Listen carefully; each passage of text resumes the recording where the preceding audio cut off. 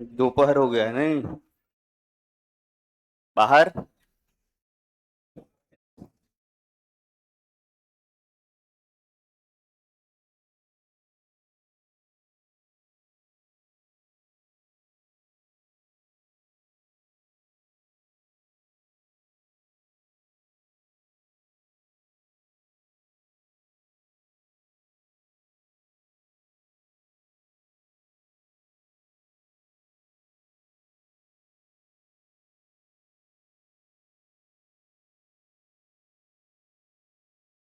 चलिए, तो शुरू करते हैं हम लोग, है ना? क्या क्वेश्चन है हम लोग का? सर आप बताए हैं, मध्य पाषाण के साथ मुंगेर नालंदा। किसी दूसरे बुक में मध्य पाषाण में हजारीबाग रांची रांची दिया हुआ है। तो भरवली तो हम बोले थे कि वो झारखंड में चला गया है। बाकी बिहार में तो बताए थे मुंगेर और नालंदा। बाकी हमने ऐसे बताया होगा कि हजारीबाग, कोडरमा, ठीक है, रांची, ये सब में भी है। इसका मतलब ये थोड़ा ना कि मुंगेर और नालंदा नहीं होगा। उस किताब में मुंगेर और नालंदा भी होगा, लेकिन उसके अलावा ये हिस्से हो सकता है लिखे हुए होंगे। तो हमने ये भरबली बताया है तुम लोगों को, बिहार के दक्षिण में इन जगह पर था। पूरा सुनोगे तब ना। कम करो आवाज थोड़ा। हर्यक वंश के शासन काल में प्रत्येक राजा का पुत्र अपने ही राजा को, अपने पिता या कह सकते राजा को हत्या कर देता था। तो क्या इसमें उसके प्रजा पर कोई प्रभाव नहीं पड़ता था? पड़ता था, बोलता था बेटा नालायक है। पर इससे ज्यादा क्या होगा? इससे ज्यादा क्या हो सकता है? धन संपत्ति जिसका है उसी का रहेगा। और प्रजा इतना ज्यादा सीरियस राजा को लेकर कभी नहीं रहते थे। प्रजा मतलब जो राजा बन गया उसका जय कर देना है बस। बात समझ में आया? जैसे मान लो कल तक बिंबिसार, तो बिंबिसार की जय। आज कौन बन गया? अजात शत्रु। अजात शत्रु की। बस यही करना काम है। प्रजा क्या करेगा इससे ज्यादा? अभी भी तो लोकतंत्र में ऐसा ही है। लोकतंत्र में कहाँ अलग हो गया? नीतीश जी सरकार में नहीं तो तुम थोड़ी ना रोड पर उतर गए कि नहीं नीतीश जी आपको मानना होगा, आप छोड़ के नहीं जा सकते हैं, हमारी नैया आपकी भरोसे है। आपको लगा कि अगर वो जा रहे हैं स्वेच्छा से तो जा रहे हैं भाई, कोई और अब बने हैं तो आपके द्वारा ही चुने गए सरकार या गठबंधन से अगली सरकार बनी। तो ये डिपेंड करता है ना। तो हम उतने सीरियस कभी नहीं होते हैं, कभी भी कोई भी नहीं होता। तो तब तो राजतंत्र था कि जो राजा बोलेगा वही मानना पड़ेगा। अब तो कम से कम लोकतंत्र है। अब आप आवाज भी उठा सकते हैं, पहले तो कुछ आवाज भी नहीं उठा सकते हैं। राजा अगर चाहे तभी, राजा नहीं चाहे तो एक साथ 20,000 को भी कैद कर सकता है, 30,000 को भी, 25,000 को भी। राजा के ऊपर कोई संविधान नहीं होता था। समझ में आ रहा है? अभी तो देश संवैधानिक तरीके से चलता है, तो जो अगर बदलाव करना होगा सरकार को, तो नियम में बदलाव करने का कोशिश करेगा वो अपनी बनी हुई सरकार में। पहले क्या है, जो राजा बोल दिया वही हो गया, कोई अलग थोड़े ना। एक सवाल और। उदयन का बेटा नाग दशक उसी वंश में आगे शासक है। महावीर स्वामी के जन्म स्थान के बारे में दो जगह का उल्लेख देखने को मिलता है। हम तो वैशाली बताए हैं केवल कुंडग्राम, उसके अलावा बता रहा है कि जमुई। जमुई जाम्भिक ग्राम में जो है ज्ञान की प्राप्ति को लेकर के बातें आती है। केवल जन्म को लेकर के केवल कुंडग्राम ही याद रखना है आपको, और वो वैशाली में है। कहाँ है? वैशाली। और कोई सवाल है? नहीं, बाकी तो यही सवाल है, बस तीन था। तो हर्यक वंश कंप्लीट हो गया था ना। हर्यक के बाद है शिशुनाग वंश। कौन सा है?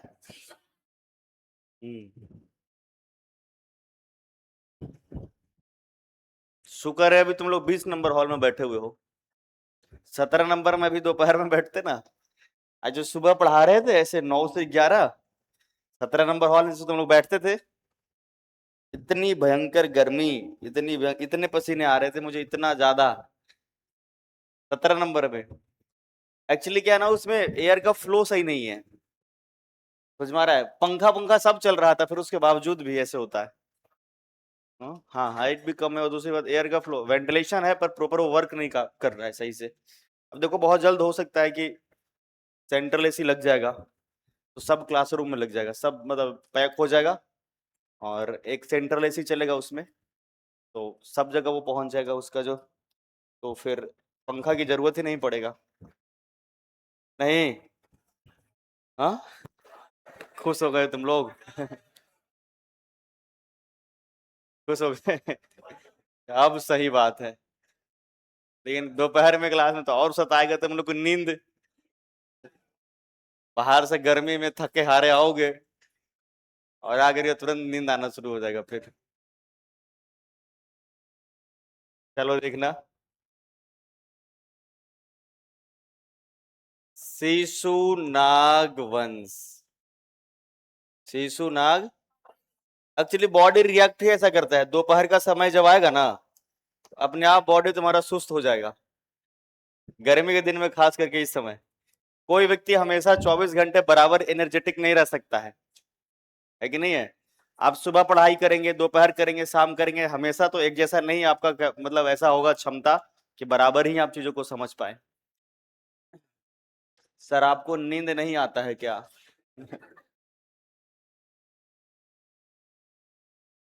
कैसा सवाल तुमने पूछ लिया बताओ। देखो, शिशु नाग वंश के जो संस्थापक है, जो इसका स्थापना किया है, इसी का नाम ही है शिशु नाग। क्या नाम है? स्थापना करने वाला जो शासक है, इसका नाम क्या है? तो जो शिशु नाग है, इसने नाग दशक का हत्या किया था। किसका? नाग दशक का। तो हर्यक वंश का अंतिम शासक कौन था?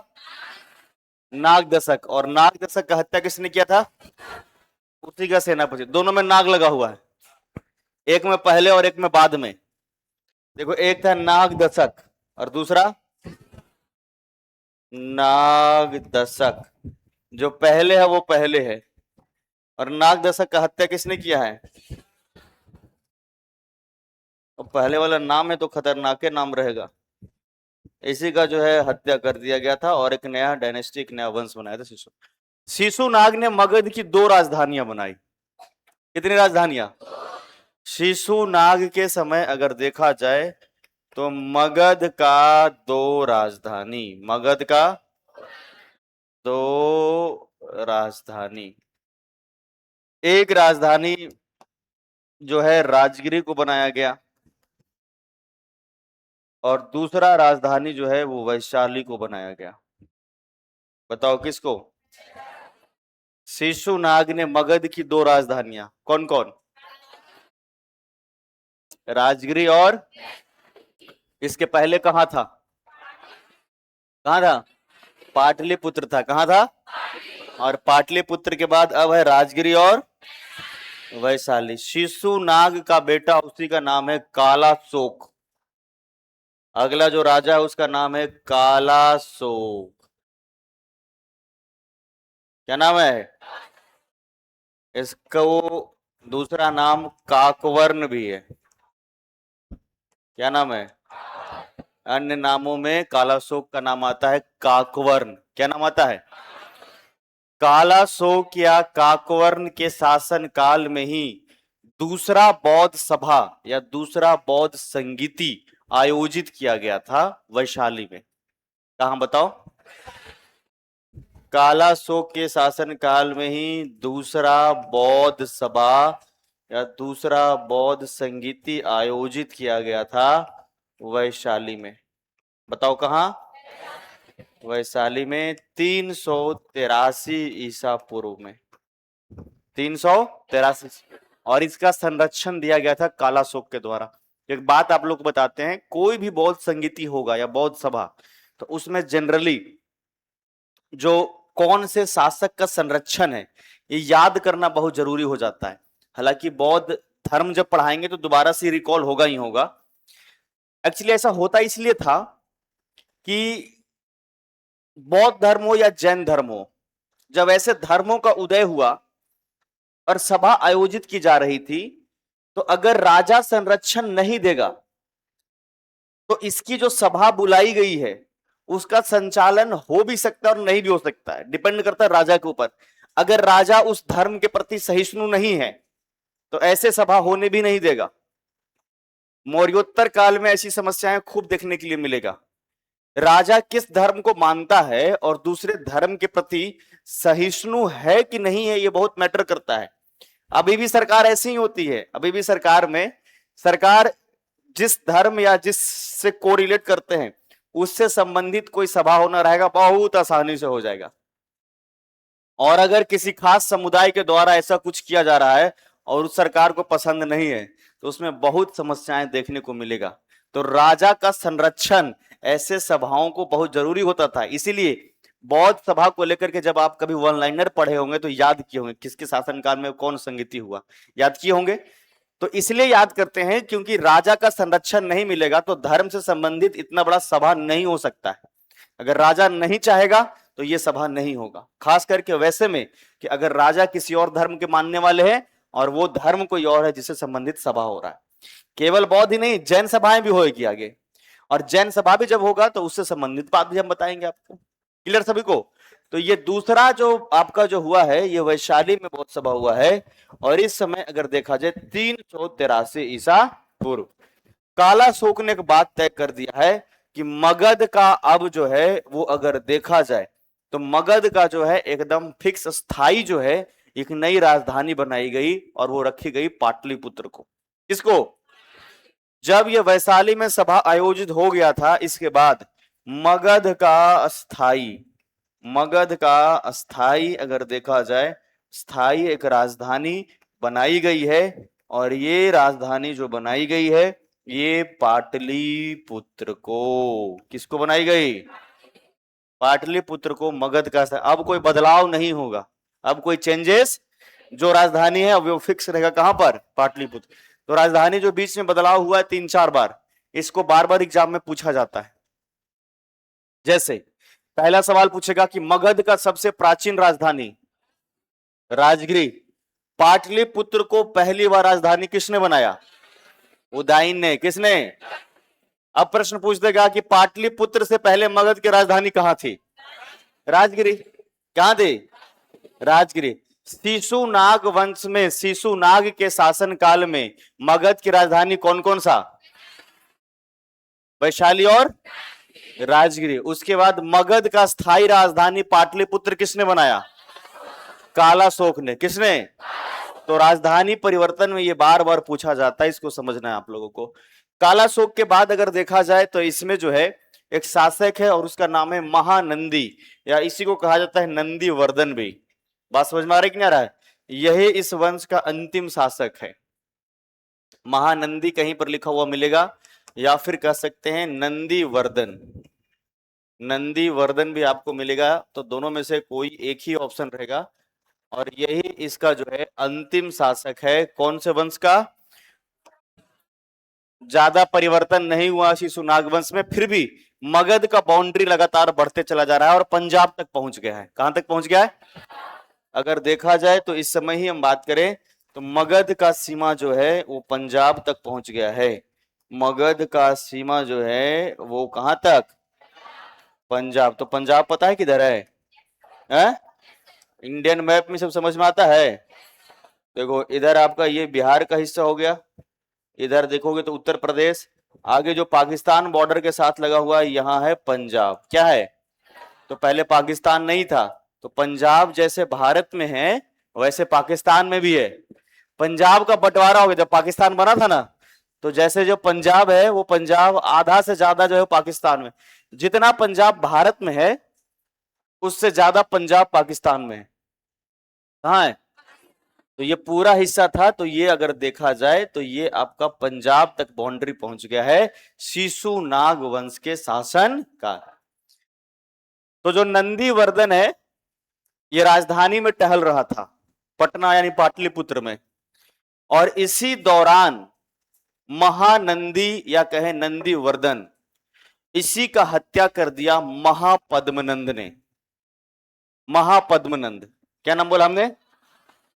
और हत्या करके एक नया वंश स्थापित कर दिया और उसी को कहते हैं नंद वंश। क्या बोलते हैं? इसी को बोला जाता है नंद वंश। तो इसका जो स्थापना किया है वो स्थापना किसके द्वारा किया गया?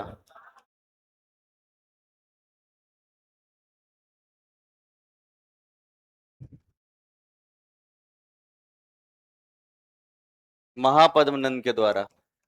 यह एक गैर क्षत्रिय शासक था, गैर क्षत्रिय शासक था, और ऐसा पहली बार हुआ है मगध में कि कोई गैर क्षत्रिय शासक बना है। बात समझ में आ रहा है? ऐसा पहली बार हुआ है मगध में कि कोई, कुछ अनुश्रुतियों के अनुसार इन्हें नाई जाति का माना जाता था, तो ये पहली बार ऐसा हुआ कि कोई गैर क्षत्रिय जो है मगध का राजा बना। तो इसने एक प्रण ले लिया था कि हम सभी क्षत्रिय का अंत कर देंगे। तो एक उपाधि मिला था, सर्व क्षत्रांतक का उपाधि। कौन सा उपाधि? इसने उपाधि एक धारण कर लिया, और इस उपाधि का नाम है सर्व क्षत्रांतक। क्या उपाधि है? सभी क्षत्रिय का नाश करने वाला। किसने प्रण लिया था? नाश करने वाला। परशुराम का भी उपाधि लिया है, परशुराम का उपाधि भी लिया है। मगध का ही पहला ऐसा शासक है जो कलिंग पर जो है आक्रमण करेगा। कलिंग पता है कौन सा हिस्सा है? उड़ीसा। कौन सा? तो देखो, ये हिस्सा जो है ये कलिंग का है, जो उड़ीसा का हिस्सा वर्तमान में, इसको मगध में मिलाना है। तो मगध में मिलाने के लिए महापद्मनंद एक जबरदस्त जो है आक्रमण करेगा। हालांकि कलिंग युद्ध सबसे ज्यादा चर्चित है अशोक के लिए, अशोक का कलिंग युद्ध सबसे ज्यादा चर्चित है, लेकिन पहली बार अगर कहा जाए तो आपको याद रखना है कि ये हॉल नंबर 17 का पेन नहीं, यार पेन तो नहीं चोरी करते हम मेरे पास नहीं है, वही होगा, या तो इसमें चिपका हुआ होगा, या तो फिर मेरे पैकेट में तो है ही नहीं, या तो देखना डेस्क पे होगा, रखा हुआ होगा। हॉल नंबर 17 का पेन मैं कहां लेके गया हूं यार, वहां से कैमरा चेक करो मिल नहीं रहा हो, कोई सर गए होंगे क्लास में, समझे? तो ये पेन मिल ही नहीं रहा होगा वहां पे, तो ध्यान से देखना। हम्म। तो अभी हमने बताया क्या? कलिंग। क्या बताया? कलिंग क्या है? उड़ीसा। कौन सा हिस्सा? महापद्मनंद लगभग 2 लाख पैदल सेना तैयार किया। कितना? 2,20,000 घोड़ा पर और लगभग 6,000 हाथी। तब किसको मिलाने के लिए? कलिंग को। ठीक है। मगध का पहला शासक, मगध का पहला शासक जिसने जिसने कलिंग को, जिसने कलिंग युद्ध किया, जिसने कलिंग युद्ध किया है, तो आप समझ रहे हैं कि इसमें हमने जो बताया है कि मगध में किसको मिलाना है, मतलब 2 लाख पैदल सेना लेके गया था, पैदल सेना, और अगर इसमें भी देखा जाए तो 20,000 घोड़े पर और लगभग 6,000 हाथी, और कलिंग पर जो है आक्रमण करके कलिंग को अगर देखा जाए तो मगध में मिला लिया, कलिंग को मगध में मिला लिया, शामिल कर लिया। इसकी जानकारी हमें मिलती है एक अभिलेख से, और इसी का नाम है हाथी गुम्फा अभिलेख। इसका नाम है हाथी गुम्फा, ये बहुत महत्वपूर्ण है। अभिलेख समझते हो क्या होता है? क्या होता है बताओ? हम्म। राजा ऐसे इंस्क्रिप्शन या फिर कुछ बातों को पत्थरों पर लिखवाते थे। डेटा स्टोर करने का सबसे मजबूत, ठोस और टिकाऊ तरीका है अभिलेख लिखवाना। जैसे अभी किसी चीज को आप ईमेल पर भेज देते हैं, संरक्षित रखने के लिए आपका डेटा स्टोर रहता है। पहले इंटरनेट तो है नहीं, और जो इंस्क्रिप्शंस पहले हैं वो ऐसे कोई कम्युनिकेशन का जरिया नहीं है, तो राजा को यह हमेशा से पसंद होता था कि उसके इतिहास की जानकारी आगे तक लोग याद रखें। तो राजा लिखवाते थे अभिलेख। क्या लिखवाते थे? सबसे ज्यादा अभिलेख लिखवाने की दीवानगी थी अशोक को। किसको? अशोक को। ये तो अभी शुरुआत है। तो ये हाथी गुम्फा अभिलेख जो है, इसमें उड़ीसा में कलिंग जो है, इस कलिंग के राजा खारवेल की जानकारी मिलती है। कलिंग का एक राजा था, उसका नाम है खारवेल। क्या नाम है? और इसी हाथी गुम्फा अभिलेख में यह प्राप्त होता है कि महापद्मनंद का कलिंग पर आक्रमण हुआ था, और यहीं से कलिंग से वो जीन सेन का मूर्ति लेकर के गया था। इसके लिए एक देवदूत है, उसका नाम है जीन सेन। क्या नाम है? और उस मूर्ति को यहां से लेकर के चला गया था मगध। कहां? अभिलेख आप लोग समझ गए? अभी भी अभिलेख लिखवाते हैं दूसरा तरीका से, शिलान्यास होता है। अभी विधायक जी लिखवाएंगे, मुखिया जी लिखवाएंगे, कोई काम करते तो नहीं लिखवाते हैं। कोई रोड बनेगा तो देखना, रोड बनने के ठीक पहले लिखा हुआ रहेगा, माननीय विधायक श्री फलाना बाबू के द्वारा कर कमलों से, कर कमलों से नहीं, और उसके बाद डेट लिखा रहेगा कि इस पथ का निर्माण किया गया इतने लागत से। लिखा रहता है कि नहीं रहता है? तो शिलान्यास पत्थर पर ही तो लिखा रहता है, इसीलिए तो उसको लिखा जाता है कि बहुत लंबे अरसे तक लोग देखें। अब एक साल में जो है वो रास्ता भी खराब हो जाएगा, रोड खराब 1-2 साल में, लेकिन वो शिलान्यास वैसे ही रहेगा। रहता है कि नहीं रहता है? तो पहले ऐसे गांव में मुखिया जी जो है वो चापाकल लगवाते थे, अब तो नहीं चापाकल लगता है। पहले मुखिया जो होते थे पंचायत के, सार्वजनिक चापाकल, चापाकल समझते हो, हैंडपंप। अभी है किसी के घर में? खत्म। अब अभी भी है गांव में, तो होगा अभी भी कई जगह। तो पहले एक बड़ा हैंडपंप लगता था जिसको बोलते थे हाथिया चापाकल। पंचायत वेब सीरीज में दिखाया गया है उसको, समझ में आया? जो सचिव जी चलाते हैं तो उसके बोलते हैं हथिया चापाकल। छोटा बच्चा उसको चलाने में लटक जाता था उसी में, तो चलते जाकर लटक जाओ उसी में तब चलेगा। तो गांव में, हमारे गांव में ऐसे ही एक हैंडपंप लगा, चापाकल लगा, और उसी के बगल में शिलान्यास किया गया। शिलान्यास किया गया कि फलाना पंचायत के मुखिया ढिकाना बाबू के द्वारा इस तिथि को इतना लागत से इस चापाकल को लगाया गया। समझ में आ रहा है कि नहीं आ रहा है?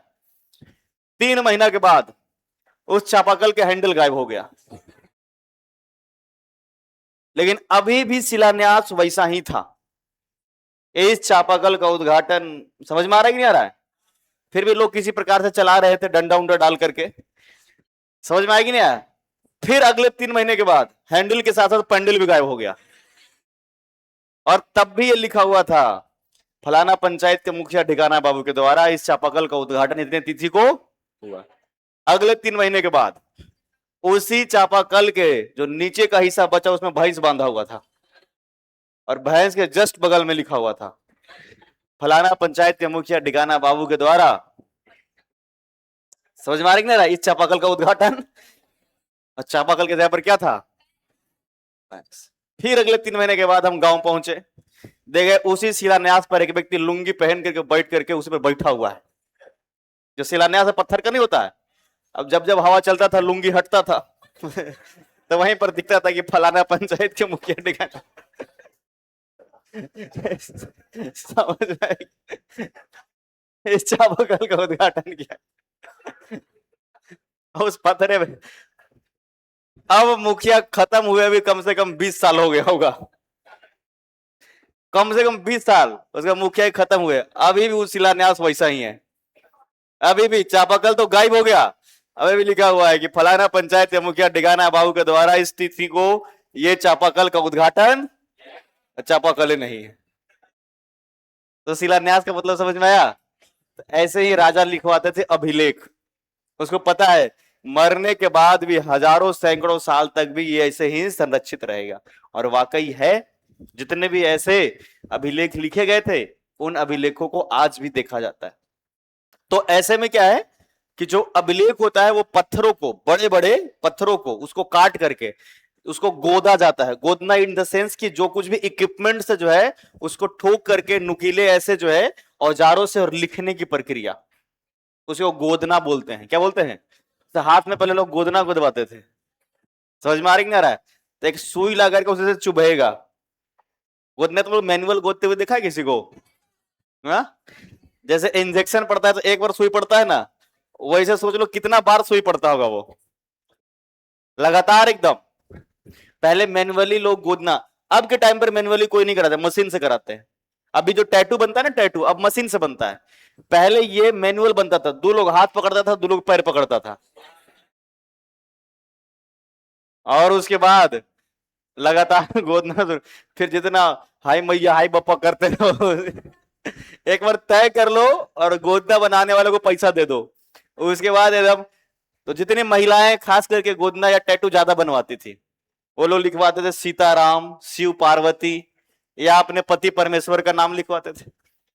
पुरुष नहीं बनवाते थे, पुरुष बनवाते ही नहीं थे, लेकिन महिलाएं कई बार बनवाते थे, अपने पति का नाम वगैरह लिखवाया या फिर ओम लिखवाया, कुछ भी इस तरीके से। तो उसमें मैनुअली, मतलब एक अगर मान लो सीताराम ऐसे मान लो लिखा हुआ है, तुम सोचो कितना बार सुई चुभेगा कम से कम, बताओ कितना बार लगता है, बताओ। 100 बार में हो जाएगा? कम से कम बताते हैं तो 1000 बार होगा। मतलब ये लाइन ऐसे ही आ जाना चाहिए प्रॉपर, मैनुअली सुई चुभो करके वैसा लिखा जाता था। तो उसके पास एक अलग से रहता था इक्विपमेंट, और उतना बार सुई चुभाएगा और उतना बार। तो अब तो ये सारा चीज करवाना भी नहीं चाहिए, क्योंकि रीजन क्या है कि अब के समय पर ऐसे इन्फेक्टेड अगर देखा जाए तो वो चीजें ज्यादा हो सकता है इतने भी, क्योंकि वो इसका सीधा जो है ब्लड से सीधे ये मिल जाता है जाकर के। अब किसी एक व्यक्ति का गोदना बना दिया, अब मान लो उसको एड्स है, दूसरा को भी तो हो जाएगा, हो सकता है कि नहीं हो सकता है? या ऐसे जिससे मान लो कि कोई भी ऐसा संक्रमण फैल सकता है। तो इस कारण से इन चीजों को अब बैन कर दिया गया है, लेकिन फिर भी गांव में कई जगह पर ये अभी भी चलता है गोदना की प्रक्रिया। तो अभिलेख वही पत्थरों पर क्या करना है कि नुकीले ऐसे औजारों से वैसे ही खुरेद करके और लिखना, और उसी को बोलते हैं अभिलेख। क्या बोलते हैं? अभिलेख। तो हाथी गुम्फा अभिलेख से जो है कलिंग के राजा खारवेल की जानकारी, इसका दोबारा चर्चा करेंगे जब हम शुंग वंश पढ़ाएंगे, तब आगे और पढ़ाएंगे मौर्योत्तर काल में, तो हम बताएंगे दोबारा चर्चा करके। तो मगध का पहला शासक कौन था? महापद्मनंद, जिसने कलिंग को जीत करके और उसको मगध में कलिंग पर आक्रमण करने वाला मगध का पहला शासक महापद्म। मगध का पहला गैर क्षत्रिय शासक कौन था? महापद्मनंद था। कौन था? महापद्मनंद था पहला गैर क्षत्रिय शासक कलिंग का, और इसी का नाम था महापद्मनंद। क्या नाम था बताओ? क्लियर सभी को? ये पूरा वंश गैर क्षत्रिय वंश था, और ज्यादातर शासक इसमें जो है निरंकुश और क्रूर हो गए आगे। इस वंश में कुल 9 शासक हुए। कितने शासक? 9 शासक। और इसी में अगर देखा जाए, हाँ, जब कलिंग युद्ध किया है, कलिंग युद्ध के बाद एक और उपाधि धारण कर लिया है, एकराट का उपाधि। कौन सा उपाधि? एकराट का उपाधि। कौन? महापद्मनंद। एक महान शासक, महान योद्धा की तरह इसको बोला एकराट।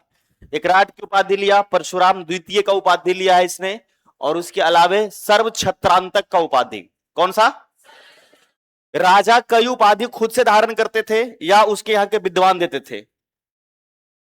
समझ में आ रहा है? अपना मान सम्मान, अपना प्रभाव को ज्यादा स्थापित करने के लिए राजा कई बार खुद ही से जो है वो अपना जो है एक तरीके से उपाधि धारण कर लेगा। गुप्त वंश में सबसे ज्यादा होगा, राजा अपने आप को पिछला राजा से ज्यादा प्रभावी बोलेगा। बोलेगा पहले वाला राजा थे तो हम महाराजा हैं। क्या बोलेगा? फिर कोई उपाधि, महाराजा धीराज, जैसे कोई राजा है तो बोला हम महाराजा हैं, ज्यादा प्रभावी। फिर कोई बोला हम महाराजा धीराज है, कोई बोलेगा हम विक्रमादित्य हैं, सभी राजाओं का बाप। समझ में आ रहा कि नहीं आ रहा? जैसे तुम लोग ऐसे जग वगैरह में देख सकते हो, कहीं कहीं पर अब आपके सामने पधारे श्री श्री 108 श्री, फिर थोड़ी देर में श्री श्री 1008 श्री, फिर थोड़ी देर में श्री श्री 1,08 श्री, 1,00,000 तक अभी चला है। तो बचपन में हम भी जग में देखने के लिए गए तो महंत आते हैं, पहले महंत आए तो हम लोग ऐसे मतलब उनसे आशीर्वाद लेकर के लौट ही रहे थे, माइक में फिर से अनाउंस हुआ कि अब आपके सामने पधार रहे हैं श्री श्री 108 श्री। और मेरे साथ मेरे माता जी, तो उनको लगा कि ज्यादा प्रभावी होंगे तभी तो 108 श्री है, असली आशीर्वाद तो लिए ही नहीं। फिर से दोबारा लौटो, फिर से प्रसाद ग्रहण करो, फिर से घूम फिर करके दोबारा लौटो, फिर अनाउंसमेंट हो गया, अब आपके सामने पधार रहे हैं श्री श्री 1008 श्री। समझ में आ रहा है कि नहीं आ रहा है? तो एक्चुअल में ये क्या है?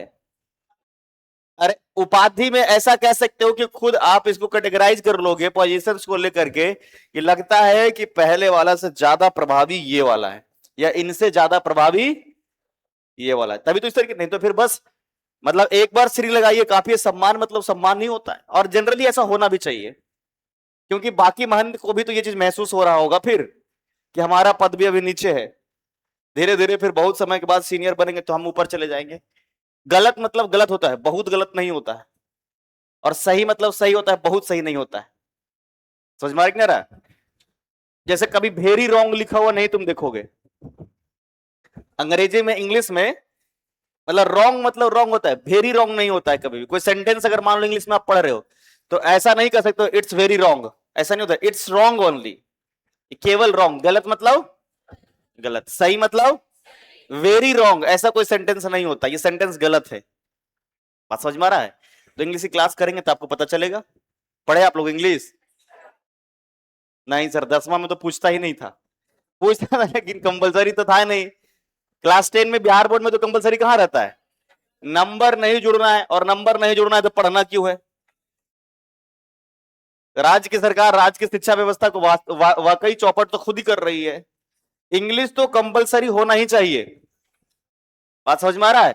English compulsory. देखो हम बताते तुम लोग को, पहले फिर भी चल जाता था, पहले वैकेंसियां जैसे रेलवे की वैकेंसी आती थी 1 लाख 1.5 लाख एक बार में, तो बिहार के बच्चे ज्यादा प्रिपरेशन करते थे ऐसे रेलवे का। अभी से 8-10 साल पहले की बात हम कर रहे हैं, बल्क में आता था वैकेंसी। अब वो वैकेंसी खत्म हो गया, वो ऐसे नहीं आता है, छोटे छोटे हिस्सों में आता है और बहुत कम आता है। तो रेलवे की वैकेंसी में इंग्लिश नहीं होती थी, तो पूरा बिहार के बच्चा एक साथ लूसेंट रट रहा है, एक साथ स्पीडी रट रहा है, और उसी से नौकरी भी ले लिया। लेकिन आपको लगता है कि अब ऐसे होगा संभव? ये तो फिर भी मनाओ कि बिहार के एग्जाम्स में और बीपीएससी में अभी इंग्लिश कंपलसरी नहीं है, पर इसके वजह से बहुत सारी चीजें लैकिंग है। देखो तुमको तो ये लगेगा कि इंग्लिश नहीं है तो अच्छा है क्योंकि तुमने पढ़ा नहीं है, लेकिन अगर क्लास 3, 4, 5, 6, 7, 8, 9, 10 लगातार अगर तुम इंग्लिश का प्रिपरेशन करते और प्रैक्टिस करते तो आज ये बहुत आसान हो जाता। तो शिक्षा व्यवस्था इस तरीके से कैटेगराइज कर दिया गया है कि क्लास 3 में भी, क्लास 3 में इंग्लिश को कौन फेल करता है? कोई नहीं, पेपर आ गया, बनाना है बनाओ, नहीं बनाना है नहीं बनाओ। तो ये बहुत बड़ा, लेकिन और इसका नुकसान तुमको अभी सबको है, क्योंकि तुम एक तरफा जब तैयारी कर रहे हो नहीं तो ठीक है, लेकिन तुम सोच करके देखो कोई भी ऐसा एक मीटिंग, तुम खुद ही सोचो ना, एक अधिकारी बन जाओगे अगर तुम्हारा अंग्रेजी बहुत अच्छा नहीं रहेगा, कई जगह पर तुम खुद ही लैकिंग महसूस करोगे। बिहार में कोई थाना के दरोगा हो और उसको इंग्लिश में एफआईआर लिखना हो, नहीं लिख पाता है, बहुत जगह पर नहीं लिख पाता है। या अगर कोई व्यक्ति उस पुलिस स्टेशन में ऐसा पहुंचा जो अपनी एप्लीकेशन को, अपनी कंप्लेन को इंग्लिश में लिखा है, कई जगह पर उस थानेदार के द्वारा उस इंग्लिश को नहीं पढ़ा जाता है, प्रॉपर नहीं पढ़ जाता, सीधे बोलेंगे हिंदी में लिखो। और हम ऐसे एक बार गए थे तो इंग्लिश में ही हमने एप्लीकेशन लिख दिया, तो कह रहे सर हिंदी में लिखिए ना, और हिंदी के वो बराबर शब्दों को बताए हमको कि यहाँ पर क्या लिखना है, यहाँ पर क्या लिखना है, एक एक शब्द को। जैसे कुछ शब्द ऐसे होते हैं, जब पुलिस स्टेशन जाओगे तो आपको पता चलेगा कि किस तरीके से उसको लिखना है।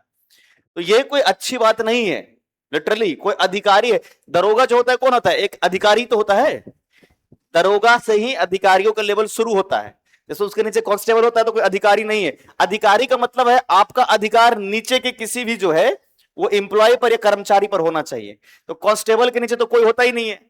उसके सबसे पहले जो अधिकारियों की श्रेणी जो शुरू होती है दरोगा से ही होती है, क्योंकि दरोगा का नियंत्रण होता है सिपाहियों पर। और अधिकारी का मतलब होता है आपके अंदर ये सारी गरिमा होनी चाहिए कि आप इन चीजों में कंफर्टेबल हो। चलो ठीक है, सिलेक्शन के टाइम पर नहीं था, लोगों का ट्रेनिंग होता है, ट्रेनिंग होता है ना, ट्रेनिंग जैसे राजगीर में ट्रेनिंग होता है, ऐसे में जैसे मान लो दरोगा गया तो उसका राजगीर में ट्रेनिंग में इंग्लिश पढ़ा दो, ये भी तो हो सकता था, लेकिन इस पर सरकार की ध्यान नहीं है। तो शिक्षा व्यवस्था में या फिर ऐसे जो प्रशिक्षण दिए जाते हैं उसमें कई बदलाव करने की जरूरत है। वाकई जरूरत है। ये जरूरी नहीं है कि सब व्यक्ति जो पहुंचे वो हिंदी में ही केवल बोले। अब मान लो जैसे बोध गया है, तो बोध गया में अगर फॉरेनर्स पहुंचे हुए हैं, जाहिर सी बात है धार्मिक स्थल है, तो अगर वो पहुंचेंगे बोध गया में, अगर कोई फॉरेनर को, कोई विदेशी को कंप्लेन करना होगा और वो बोध गया थाना में पहुंच जाए, आपको क्या लगता है वो हिंदी में कोई एप्लीकेशन लिखेगा? अरे कोई थाईलैंड का व्यक्ति है, कोई तिब्बत का व्यक्ति है, चीन का व्यक्ति, हिंदी में लिखेगा? तो इंटरनेशनली जो हमें कनेक्ट करती है लैंग्वेज, वो इंग्लिश होती है। क्या होता है? इंग्लिश। वो एक अंतरराष्ट्रीय ऐसा भाषा है कि जिसके माध्यम से किसी भी देश के कोई भी अधिकारी से आप कम्युनिकेट कर सकते हैं, वो अंग्रेजी ही है। तो कहीं ना कहीं आपके गरिमा को भी धूमिल करता है। पर अब बात है कि अगर आपने नहीं पढ़ा है या जो समय चला गया उस पर तो कोई विचार करने का मतलब है नहीं।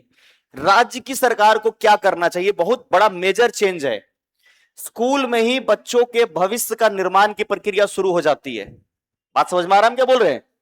अगर स्कूल में बच्चों को क्लास 3, 4, 5, 6 सरकारी स्कूल में ही इंग्लिश पढ़ाओगे अच्छे से, तो वो उस बच्चे का इंग्लिश अच्छा होगा, तो कम्युनिकेशन जो उसका होगा कभी भी हमारे देश में, राज्य में या विदेशों में अच्छा कम्युनिकेशन होगा। और आज के टाइम पर जो वर्क कल्चर है ना, वो ग्लोबलाइज हो चुका है। आप अपने गांव में बैठकर अमेरिका के किसी कंपनी का काम कर सकते हैं।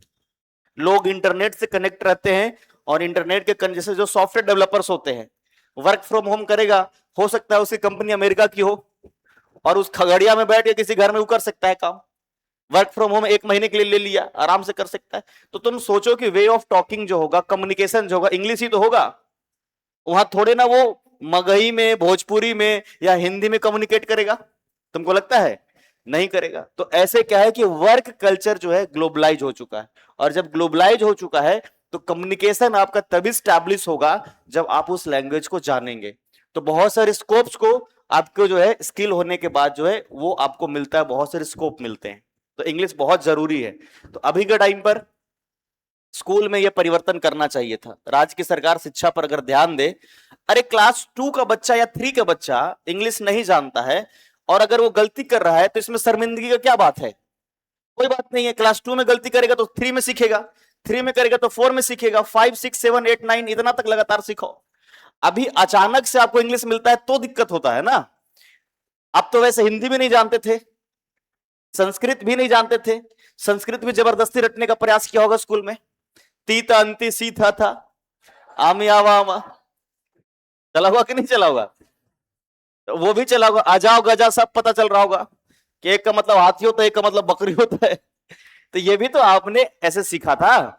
तो इंग्लिश ऐसे 2-3 चीजों से ठीक हो सकता है। राज्य की सरकार पहले एकदम शुरू से प्री नर्सरी से कंपलसरी करे अंग्रेजी को, और जैसे क ख ग घ सिखाया जाता है वैसे ही ABCD के साथ शुरुआत हो, और लगातार जैसे हिंदी के लिए रीडिंग दी जाती है बच्चों के लिए, वैसे ही अंग्रेजी की पुस्तक जो है वो स्कूलों में पहुंचे, और उसके लिए जो शिक्षक हैं, टीचर्स हैं, उनको भी गाइड किया जाए कि अंग्रेजी को कंपलसरी बनाया जाए।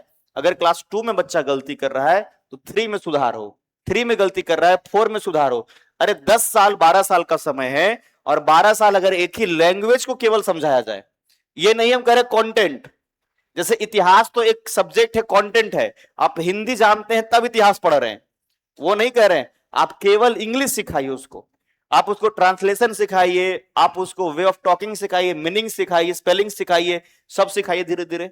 और जब समय आएगा क्लास 10, 11, 12 में, तो उसको तब भी दिक्कत नहीं होगा, क्योंकि क्लास 10, 11 में आप पढ़े होंगे तो एक समस्या आया होगा उस समय भी कि अंग्रेजी माध्यम से पढ़ना है कि हिंदी माध्यम से।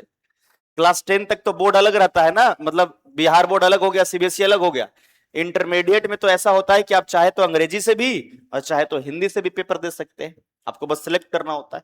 तो वो समस्या वहां पर आता है। तो शिक्षा में कई सुधार की जरूरत है, लेकिन ये सब कौन समझेगा? राज्य के मुख्यमंत्री समझेंगे, बात समझ में, या प्रशासनिक इकाइयों में जो शामिल है वो समझेंगे।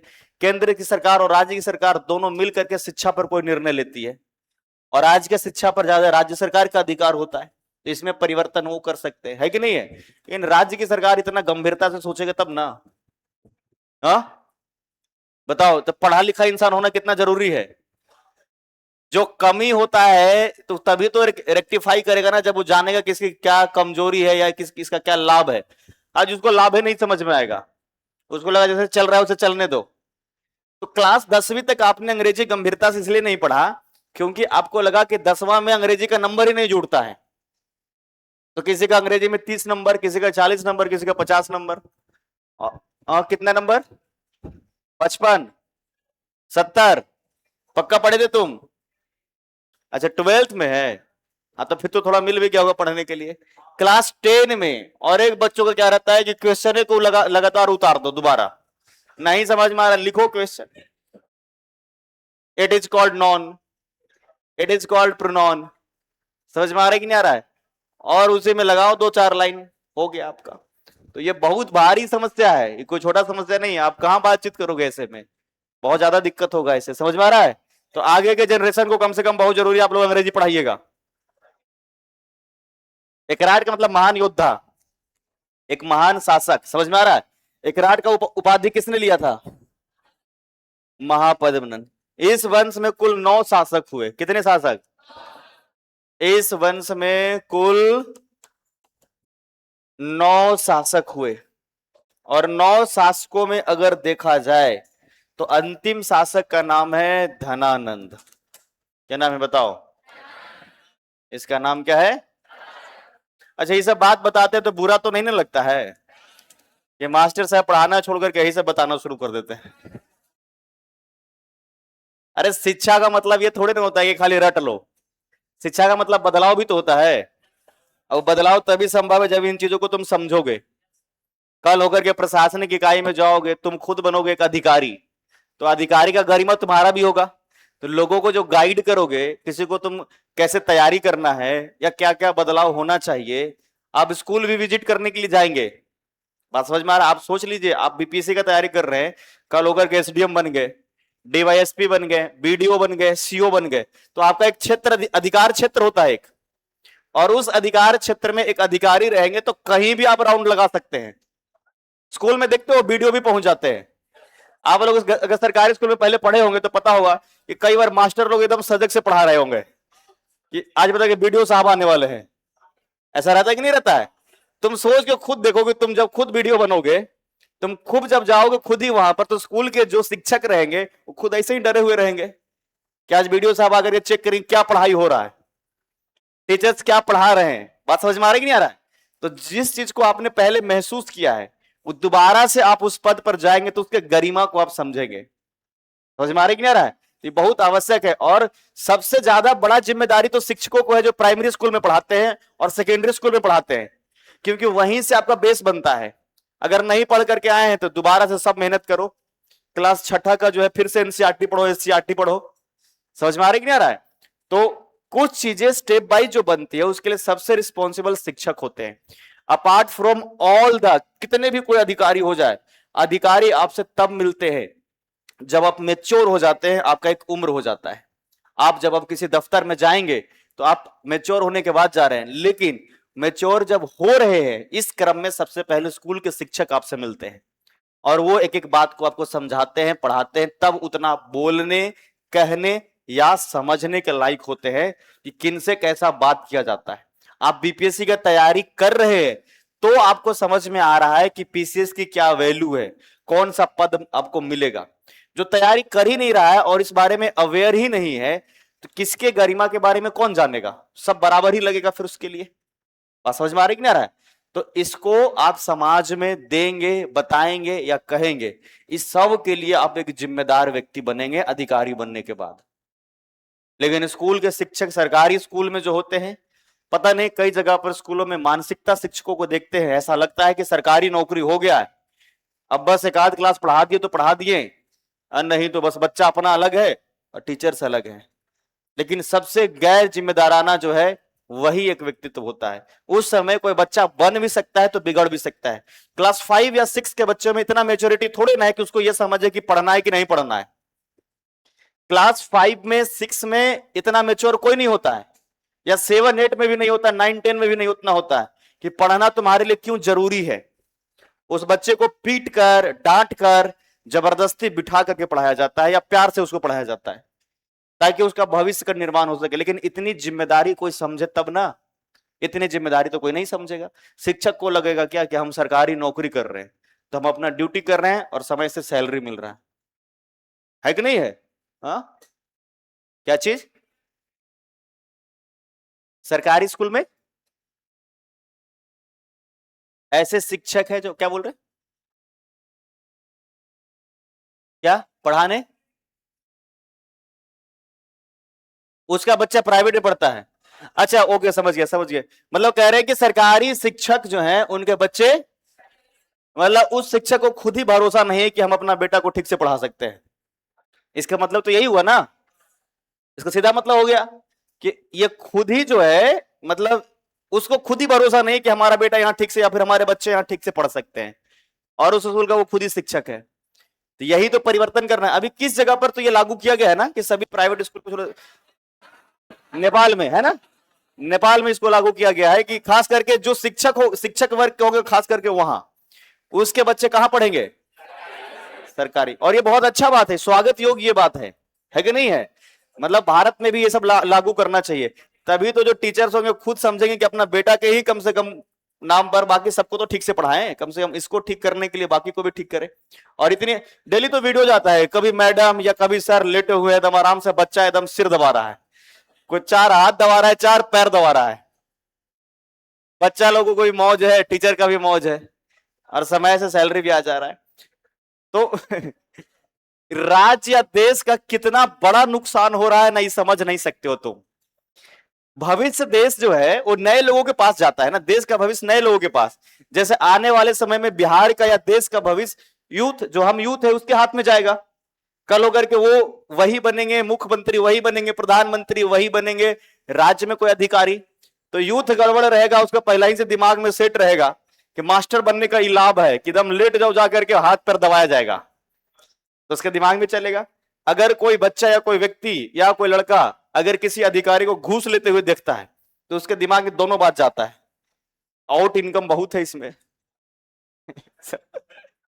समझ में आ रहा है कि नहीं आ रहा है? तो आपके साथ ये भी हावी होता है। लेकिन डिजिटल टाइम में पकड़े भी लोग ज्यादा जाते हैं। अभी उत्तर प्रदेश में कोई एक अधिकारी पकड़ी गई, पहले ही पोस्टिंग में 60,000 घूस लेते हुए पकड़ी गई। पहली पोस्टिंग में ही 60,000 घूस लेती हुई, अब जेल में रहेगी, फिर घूस देगी तो बाहर आएगी। समझ में है क्या बोले हम? अब भाई जेल तो जेबे कहीं, फिर अप्रोच लगाएगी कहीं तो बाहर आएगी। तो ये सब चीज है। तुम लोग ऐसे अधिकारी नहीं ना बनोगे? हाँ, अरे घूस लेने वाला नहीं ना बनेगा। अरे कि याद करोगे कि बहुत मगजमारी था जी तैयारी में। खूब दोपहर में जा जा करके बैठते थे, हालत खराब हो जाता था। तो ऐसे नहीं करना है, ठीक है ना?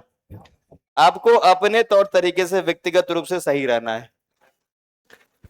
ये जो है एक बहुत ही क्रूर शासक था, और इसी का नाम क्या है? मगध का। कहां का? धनानंद, या फिर इसी को घनानंद कहते हैं। देखो, भारत में जब पाकिस्तान भी इंक्लूड था उस समय, तो ये हिस्सा तक्षशिला का है। अभी ये पाकिस्तान चला गया। कहां चला गया? तक्षशिला का एक ब्राह्मण है और उसी का नाम है चाणक्य। क्या नाम है बताओ? चाणक्य पहुंचा था मगध। कहां पहुंचा? देखो, 16 महाजनपदों में अभी भी मगध की स्थिति सबसे मजबूत है। मगध की स्थिति सबसे, दूसरी बात कि मगध सेंटर में था। मतलब तुम अगर देखोगे तो ये बिहार और उत्तर प्रदेश के हिस्से जब जितना शुरू हुआ, तो मगध का हिस्सा लगभग यहां था। जब विस्तार शुरू हुआ, पंजाब पंजाब सब इंक्लूड हो गया। तो चाणक्य क्या क्या सोच था? तक्षशिला का एक ब्राह्मण है, और उसका सोच ये था, क्यों ना पूरे भारत को अखंड भारत बनाया जाए, और जो मगध का राजा हो वो पूरे भारत का राजा हो। किसका राजा हो? पूरे भारत को। एक केंद्रीकृत शासन स्थापित हो जाए, एक केंद्रीकृत। इसका सबसे बड़ा लाभ यह होगा, अगर कोई विदेशी आक्रमण भी हुआ, बहुत आसानी से जीता जा सकता है, क्योंकि साम्राज्य इतना मजबूत रहेगा तो बाहरी आक्रमण को आसानी से हराया जा सकता है। होगा कि नहीं होगा? तो चाणक्य ने क्या सोचा? अखंड भारत। क्या सोचा? अखंड भारत की चेष्टा लेकर के चाणक्य पहुंचा धनानंद के दरबार में। किसके दरबार में? एक पंडित, एक ब्राह्मण, एक विद्वान है, और इन्हीं का नाम क्या है? किसके दरबार में पहुंचे? धनानंद के दरबार में पहुंचे हैं कौन? चाणक्य। चाणक्य जब पहुंचे यहां पर तो इनका चेष्टा क्या है? अखंड भारत बनाना। क्या है? अखंड। और इसका मतलब ही है कि एक केंद्रीकृत शासन होना चाहिए। एक केंद्रीकृत शासन का स्थापना की बात हम कर रहे हैं। केंद्रीकृत शासन का मतलब समझ में आ गया? क्या होता है इसका मतलब?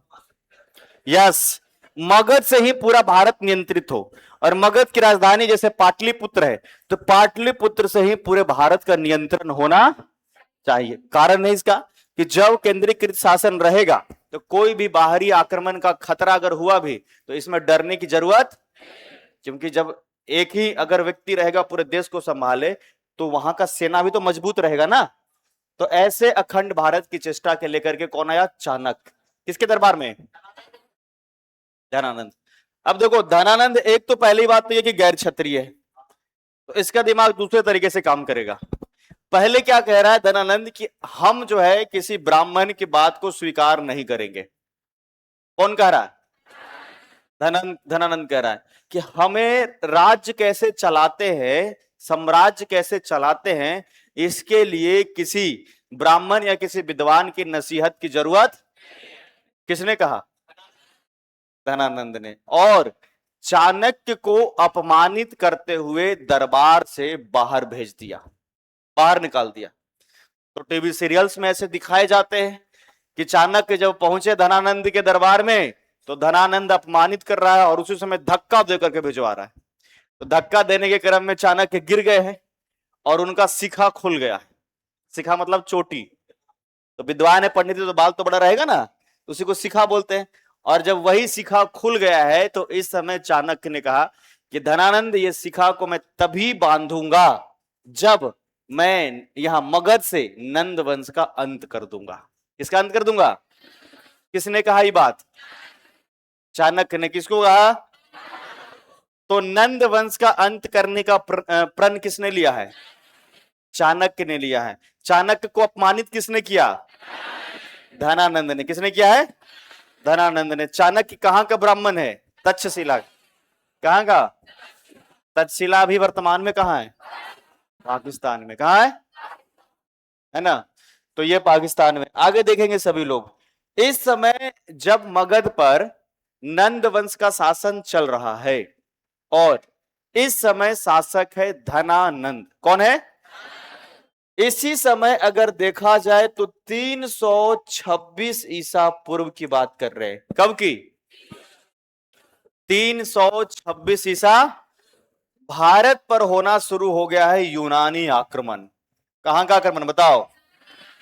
तो भारत से पश्चिमोत्तर में तुम जब जाओगे तो ये ग्रीक या यूनान का हिस्सा दिखेगा और यहीं से एक यूनानी आक्रमण जो है, यहीं का ग्रीक का शासक है, यूनान का शासक है, और ये आक्रमण हो रहा है सिकंदर का। बताओ किसका? सिकंदर का नाम सुने हो? अलेक्जेंडर द ग्रेट या सिकंदर, जिसको विश्व विजेता भी कहा जाता है। क्या कहते हैं? सिकंदर अपने जीवन काल में जितना युद्ध लड़ा, कोई युद्ध नहीं हारा। और जहां जहां उसको लगा कि हमको जीतना है और अगर उसने युद्ध कर लिया तो उस युद्ध को जीत लिया। इतिहासकार कई बार कहते भी है कि सिकंदर को तो पूरा विश्व का पता ही नहीं था, तो विश्व विजेता कैसे कहेंगे? क्योंकि सिकंदर अमेरिका नहीं जानता है। फिर दूसरा इतिहासकार क्या बोल रहे हैं? अरे जितना पता था उतना तो सब जीत ही लिया। अमेरिका पता होता तो उसको भी जीत लेता। समझ में आ रहा है कि नहीं आ रहा है? तो इतिहासकार कहते हैं कि अमेरिका समुद्र में है ना, समुद्र के आगे है। तो इसको पता है क्या है? यूरोप पता है, एशिया पता है, अफ्रीका पता है। बाकी उत्तरी अमेरिका, दक्षिणी अमेरिका, ऐसा कुछ पता नहीं। और बाकी कॉन्टिनेंट में तो लोग बहुत कम रहते थे या नहीं रहते थे। तो 326 ईसा पूर्व जो है भारत पर जो है यूनानी आक्रमण हुआ। किसका बताओ? यूनानी आक्रमण। किसका? सिकंदर। तो अभी आप देखोगे तो देश दिखेगा ग्रीक, और उसी में जो है अगर देखा जाए वहीं का जो शासक है इसका नाम है सिकंदर। 326 ईसा पूर्व जब सिकंदर का आक्रमण हो रहा है तो भारत जब पहुंचा है तो हिंदू कुश पर्वत को पार करके पहुंचा है, अफगानिस्तान के बॉर्डर के साथ में है। तो पहले पाकिस्तान तो था नहीं, तो ये तो भारत में ही इंक्लूड है, तो सीधे बाउंड्री था अफगानिस्तान से। भारत का बाउंड्री सीधे किससे था? और यहीं पर है हिंदू कुश पर्वत। क्या नाम है? हिंदू कुश पर्वत। और यहीं पर जो निकलने का दर्रा है उसी को बोलते हैं खैबर दर्रा। क्या नाम है? दर्रा समझते हो क्या होता है? पहाड़ियों में गुजरने का एक सकरा मार्ग होता है, उसी को कहते हैं दर्रा। क्या बोलते हैं? घाटियों के बीच में गुजरने का एक सकरा मार्ग, उसी को क्या कहते हैं? वो फ्लैट जमीन नहीं रहेगा, मतलब समतल नहीं रहेगा, पहाड़ियों से। तुम देखना, जब तुम ज्योग्राफी पढ़ोगे या वन लाइनर में तुम याद करने का कोशिश किया होगा, तो जितना दर्रा होगा सब पहाड़ियों वाला ही हिस्से में होगा। पटना में कोई दर्रा रहेगा? पहाड़ी नहीं है। भिखना पहाड़ी तो फॉल्स पहाड़ी है जी कोई पहाड़ी थोड़े है। समझ में आया? अब यहां नहीं है, क्योंकि नहीं, अब देखो तुमको दर्रा कहां दिखा, जैसे कि मिलेगा तुमको उत्तराखंड में नीति दर्रा, लिपुलेख दर्रा, ये सब है कि नहीं है? अब जैसे जम्मू का काराकोरम दर्रा, तो जो पहाड़ी इलाका है वही दर्रा है ना। समतल जमीन में दर्रा खोजोगे तो मिलेगा ही नहीं, मिलेगा? अब तुम पटना में जलप्रपात खोजोगे, पटना में जलप्रपात मिलेगा? जहां पठार होगा वहां जलप्रपात बनेगा। पानी का अचानक पठारों से गिरना, जलप्रपात का निर्माण। और जलप्रपात का ही छोटा बच्चा को झरना बोल देते हैं। नहीं समझा? जब बहुत खतरनाक गिर रहा है, ऊंचाई से गिर रहा है, उसको जलप्रपात वाटरफॉल्स बोलते हैं। और वाटरफॉल इंग्लिश में तो दोनों को बराबर ही बोलते हैं। और कम भी पानी गिर रहा है तो झरना उसको बोल दिया हमने। बात समझ में आ रही कि नहीं आ रहा है? तो डिपेंड करता है कहां पे। तो यहां पर जो है वो खैबर दर्रा, कौन सा? खैबर दर्रा को पार किया सिकंदर ने। किसने पार किया? और सिकंदर पहुंचा है झेलम नदी के तट पर। किस नदी के? देखो, अगर यहीं पर हम बात करें तो एक नदी गुजरा है, सिंधु नदी। देखो इस प्रकार से कश्मीर से होते हुए पाकिस्तान चला जाता है, पहले पाकिस्तान था नहीं। सिंधु की सहायक नदियां जब तुम पढ़ोगे तो जैसे मिलेगा झेलम, क्या मिलेगा? चिनाव, रावी, ब्यास, सतलज।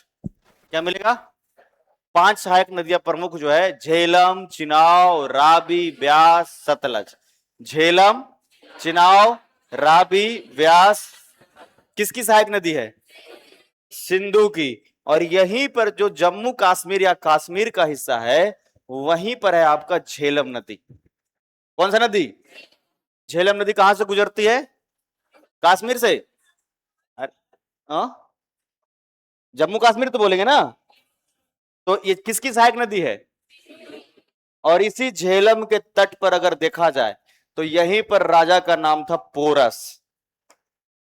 झेलम का तट है और यही तट पर एक राजा है और इसी का नाम है पोरस। क्या नाम है? समय कब है? 326 ईसा पूर्व। तो इस समय अगर पूर्व में देखा जाए इतना समय, तो अगर देखें हम तो आक्रमण मेन जो सिकंदर का करना है वो मगध पर करना है। कहां करना है? कारण क्या है कि सबसे समृद्ध मगध है। सबसे समृद्ध कौन सा है? मगध। ये सबको तो उतना है भी नहीं कुछ, तो सबसे समृद्ध मगध है, तो मेन पहुंचना है मगध। लेकिन पहले ही मिल गया है यहां पर पोरस। कौन मिल गया? तो सिकंदर गुजर रहा है तो सोच रहा है यहां भी युद्ध कर ही लिया जाए। 326 ईसा पूर्व में सिकंदर और पोरस के बीच में युद्ध हुआ। किस नदी के तट पर? इसलिए इसको झेलम की लड़ाई भी कहते हैं, वितस्ता की लड़ाई भी कहते हैं। वितस्ता कुछ और नहीं है बल्कि झेलम का ही दूसरा नाम है, और इसी को कहते हैं हाइडोस्पीज की लड़ाई। हाइडोस्पीज का युद्ध भी कहते हैं, इसी को झेलम का युद्ध भी कहते हैं, और इसी को वितस्ता का युद्ध भी कहते हैं।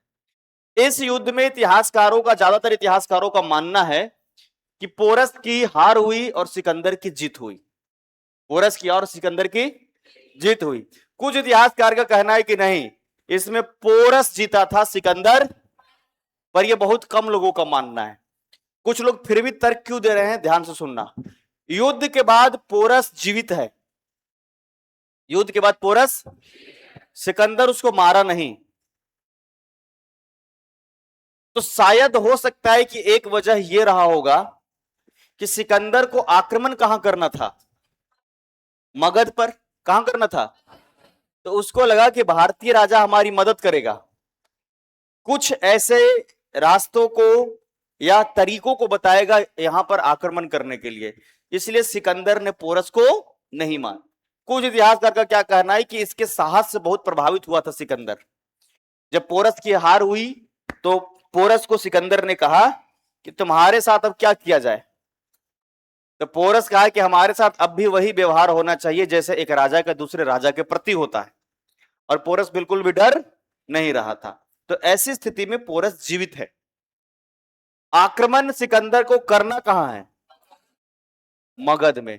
और मगध यहां से दक्षिण की ओर बढ़ना है। देखो मगध यहां है, आना है कि नहीं आना है? तो जब सिकंदर की सेना मगध की ओर आगे बढ़ने लग गया है तो इस समय सिंधु की सहायक नदियों में एक नदी मिला, व्यास नदी। बताओ कौन सा नदी? अभी हमने नाम लिया था। तो सिकंदर और सिकंदर की सेना जब आगे बढ़ रहा है तो सिकंदर की सेना जो है आगे बढ़ते हुए अगर देखा जाए व्यास नदी, कौन सा नदी? व्यास नदी। व्यास नदी के तट पर पहुंच गया।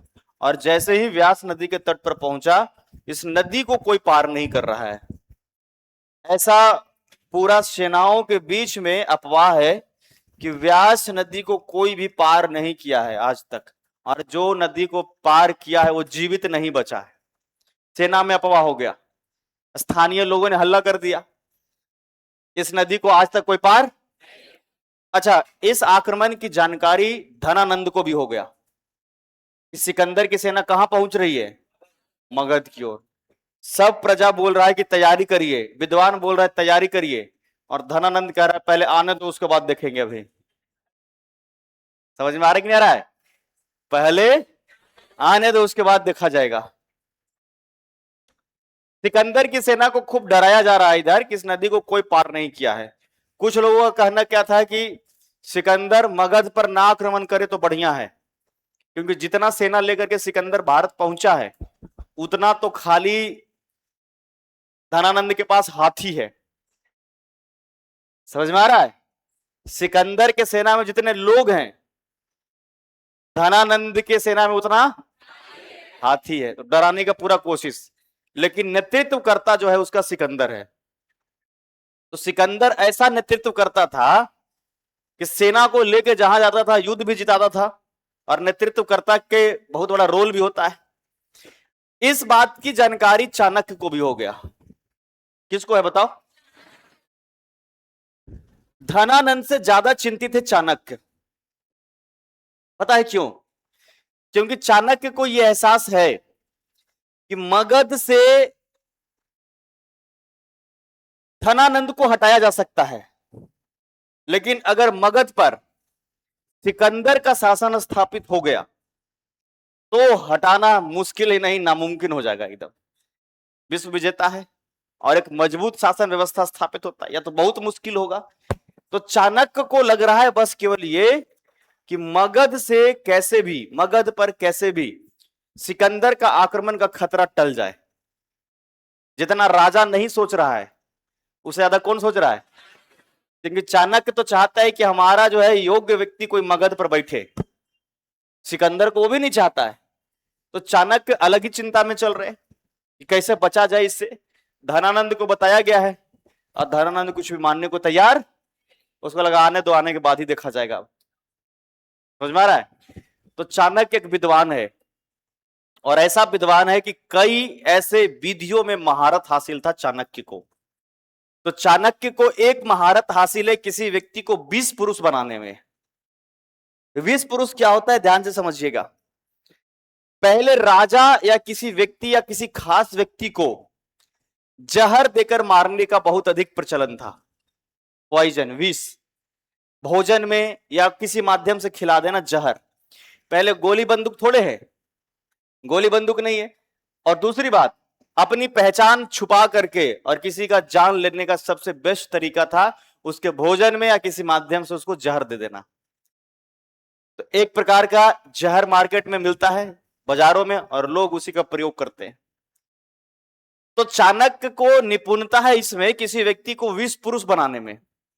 विष पुरुष बनाने की प्रक्रिया क्या होती है, उस व्यक्ति के भोजन में जहर पॉइजन जो होता है उसका कुछ डोज देना होता है शुरुआत में, खाने में एकदम कम हल्का मात्रा में, शुरुआत में हल्का मात्रा में मिलेगा।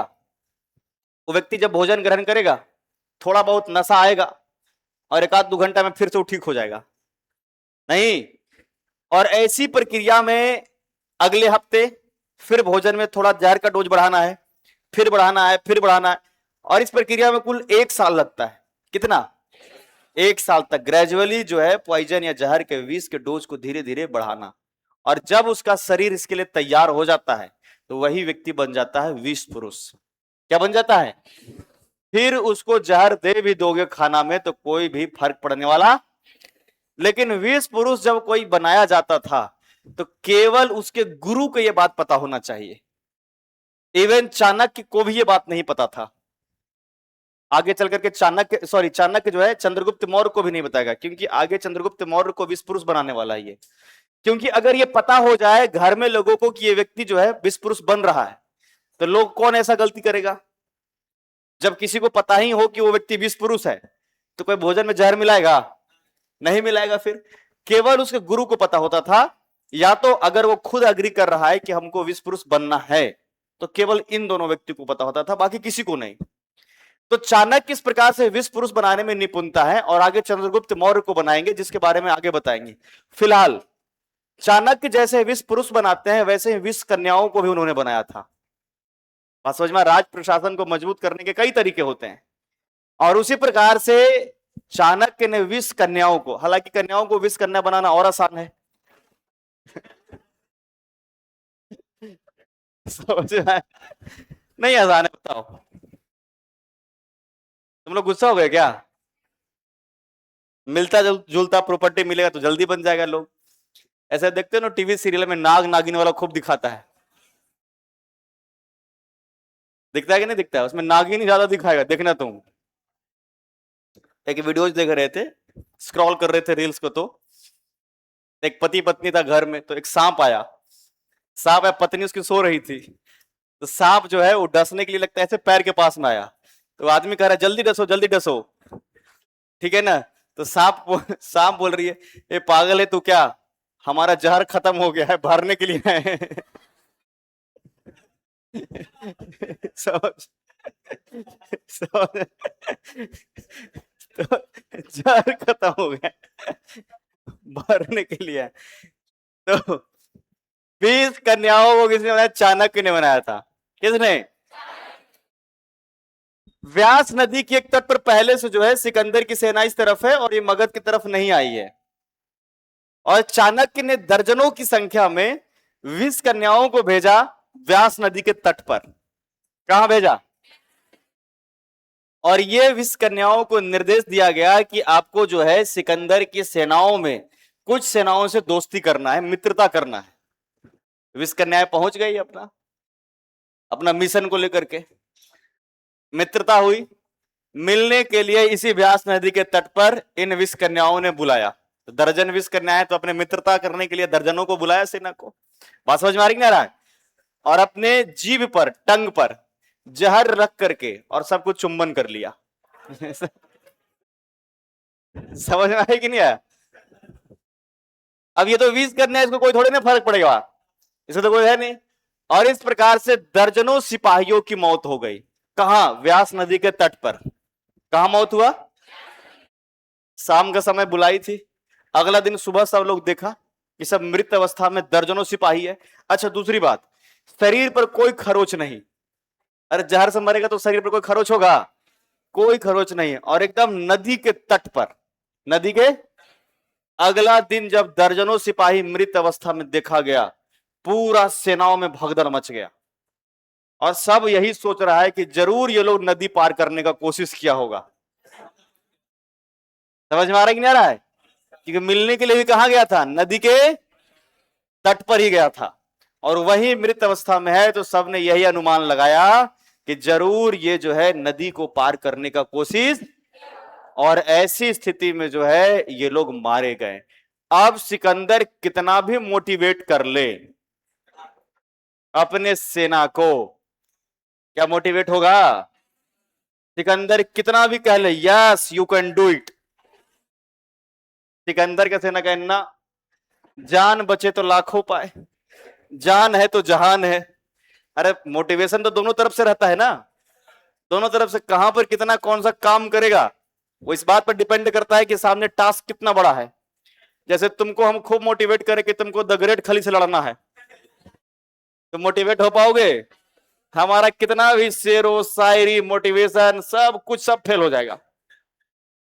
हम कितना भी कह ले कि नहरों से क्या बोलते हैं, लहरों से डरकर नौका पार नहीं होती और कोशिश करने वाले की प्रहार होगी। क्योंकि आपके सामने ग्रेट खली है, उठा करके छिपकली के जैसा घुमा करके अगर दीवार पे मार दिया समझ में आ रही कि नहीं आ रहा है? तो आपके अंदर से मोटिवेशन का दूसरा रूप आएगा। आप कहेंगे सर जान बचे तो लाखों पाए, जान है तभी तो जहान है, जाने नहीं बचेगा तो आगे कहां चलेंगे? सिकंदर कितना भी मोटिवेट कर लिया, इस बार उसका सेना और वापस लौट करके यूनान चला गया। कहां चला गया? तो क्या सिकंदर का आक्रमण मगध पर हुआ? नहीं हुआ। आक्रमण का खतरा हुआ किसके शासनकाल में? ये बात धनानंद को भी पता चल गया कि सिकंदर का सेना वापस लौट गया। तो धनानंद अपने पूरे दरबार में कह रहा है, देखा मेरा डर, देखा तुम?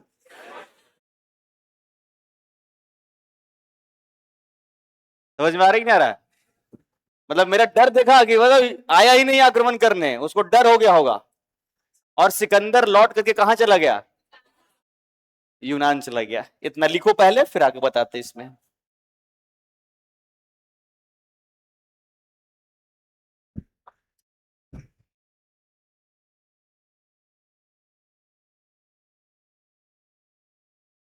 हम्म।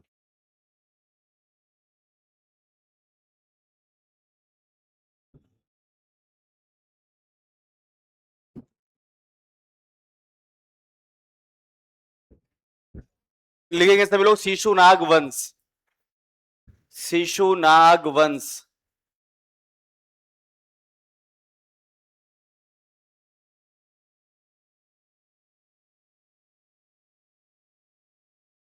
शिशुनाग फर्स्ट पॉइंट में लिखेंगे।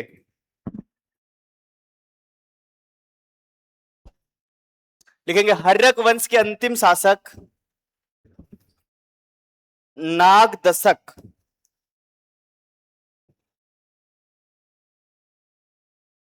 हर्यक वंश का अंतिम शासक नाग दशक। नाग दशक का हत्या कर, नाग दशक का हत्या कर शिशुनाग ने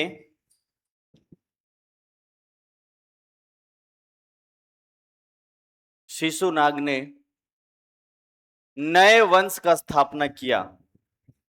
नए वंश,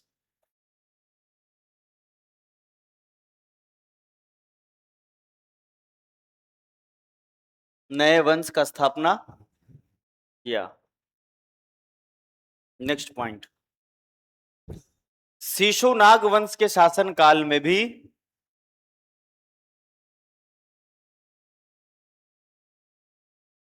शिशुनाग वंश के शासन काल में भी मगध के सीमाओं का विस्तार हुआ।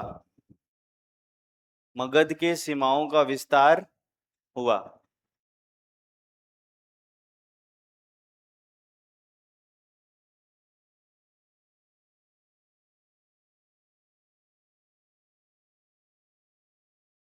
इसी में आगे मगध का सीमा पंजाब तक विस्तृत हो गया। मगध का सीमा पंजाब तक विस्तृत हो गया।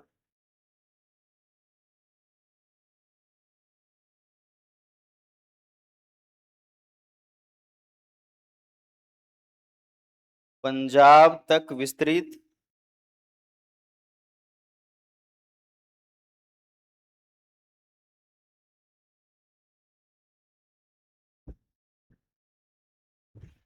नेक्स्ट पॉइंट में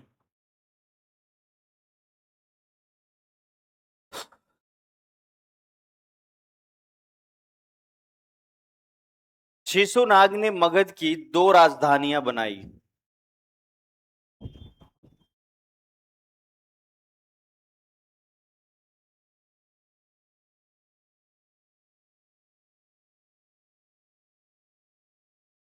शिशुनाग ने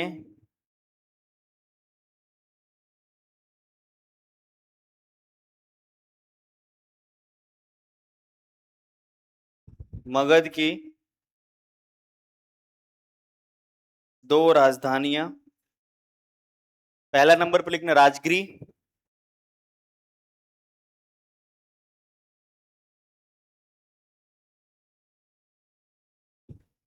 दूसरे नंबर पर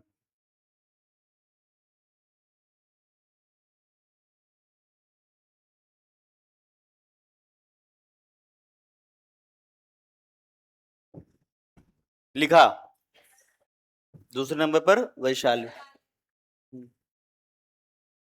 आगे नेक्स्ट पॉइंट में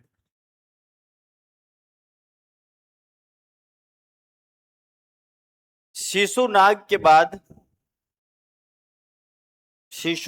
बाद मगध का शासक, शिशुनाग के बाद मगध का शासक काला शोक बना। काला शोक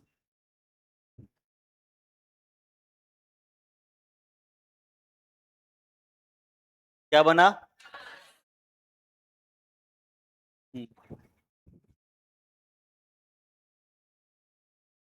नेक्स्ट पॉइंट में काला शोक को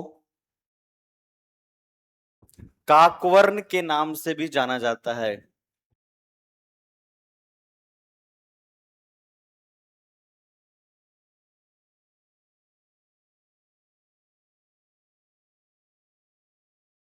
काकवर्ण के नाम से भी जाना जाता है काला शोक को।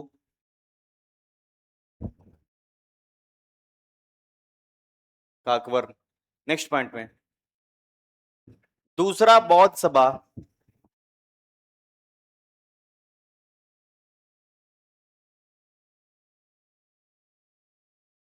दूसरा बौद्ध सभा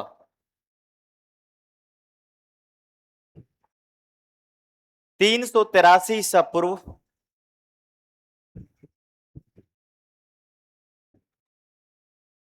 वैशाली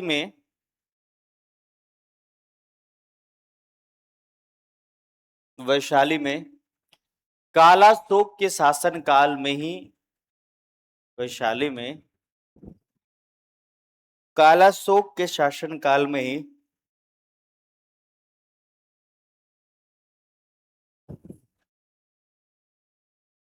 आयोजित किया गया था। The second Buddhist council was held in Vaishali in 383 BC।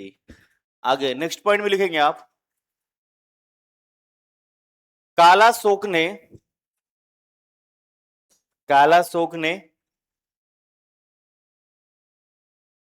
Magadh की स्थायी राजधानी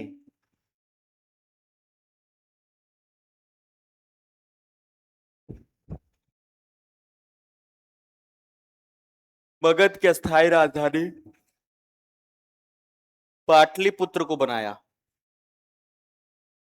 पाटलिपुत्र को बनाया।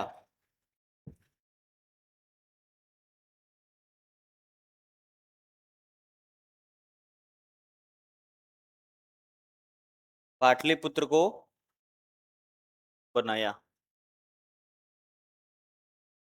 ठीक है, नेक्स्ट पॉइंट में आगे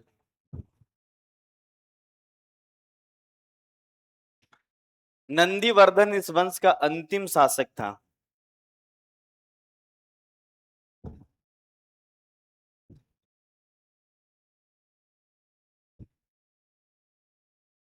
नंदीवर्धन इस वंश का अंतिम शासक था।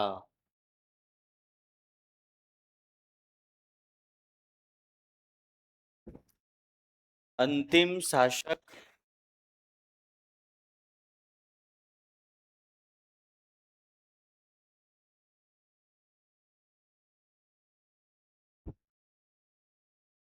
आगे लिखेंगे नंद वंश।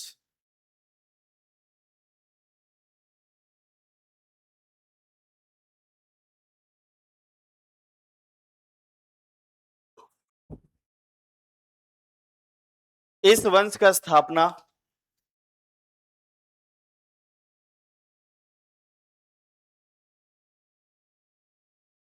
महापद्म नंद के द्वारा किया गया।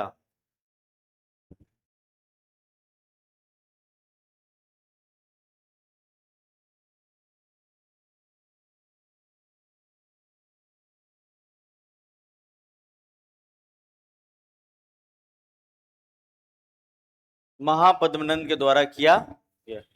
नेक्स्ट पॉइंट में, यह एक गैर क्षत्रिय शासक था।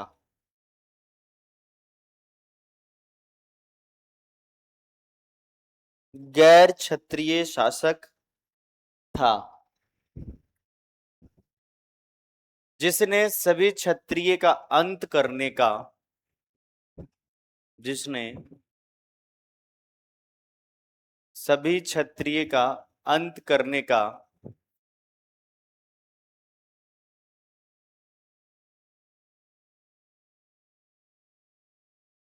प्रण लिया।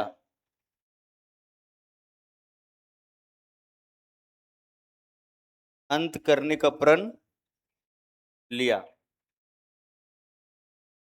नेक्स्ट पॉइंट में, महापद्मनंद ने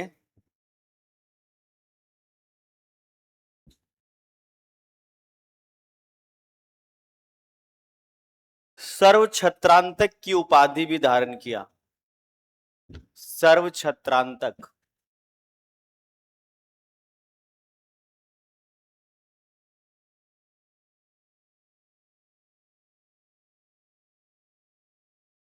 सर्व छत्रांतक का उपाधि भी धारण किया। नेक्स्ट पॉइंट में,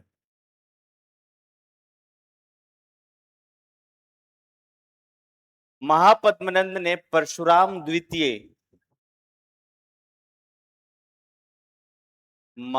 महापद्मनंद ने परशुराम द्वितीय परशुराम द्वितीय का उपाधि भी धारण किया। परशुराम द्वितीय का उपाधि भी धारण किया। परशुराम द्वितीय का उपाधि भी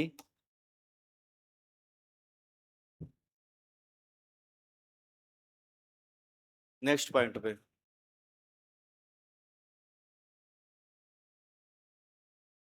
महापद्मनंद ने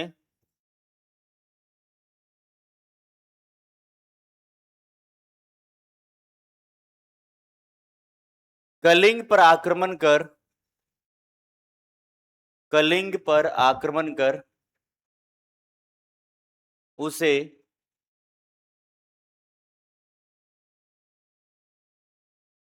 मगध में भी शामिल किया। उसे मगध में शामिल किया। उसे मगध में शामिल किया। नेक्स्ट पॉइंट,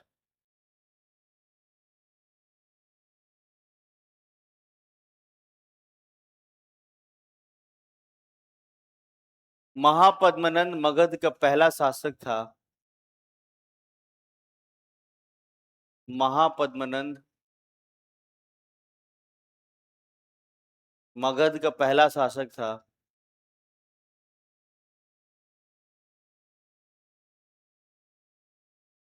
जिसने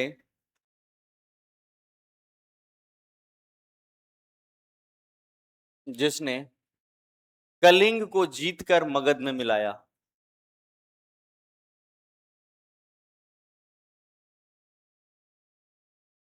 मगध में, इसी में आगे लिखना, लगभग 2 लाख पैदल सैनिक लगभग 2 लाख पैदल सैनिक, 2 लाख कॉमा देके लिखना, 20,000 घुड़सवार, 20,000 घुड़सवार तथा 6,000 हाथियों, 6,000 हाथियों के साथ, हाथियों के साथ यह युद्ध किया गया, यह युद्ध किया गया, यह युद्ध किया गया। लिख लिए? आगे नेक्स्ट पॉइंट में, कलिंग के हाथी गुम्फा अभिलेख से, कलिंग के हाथी गुम्फा अभिलेख से, अभिलेख से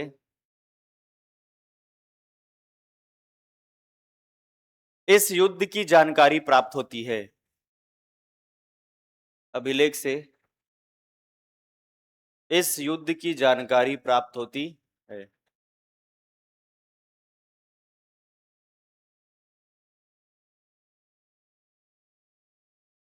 हाथी गुम्फा अभिलेख से, शिशुनाग ने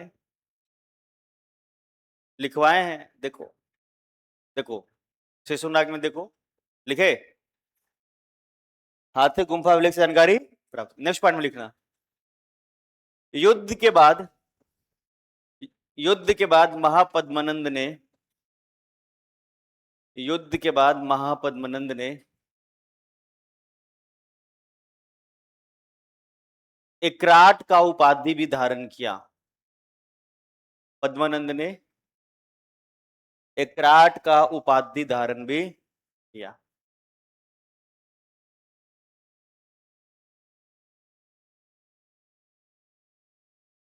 एकराट का उपाधि धारण भी किया।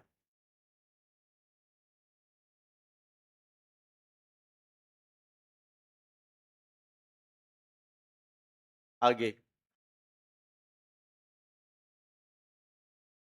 एकराट अभी तो लिखवाए थे।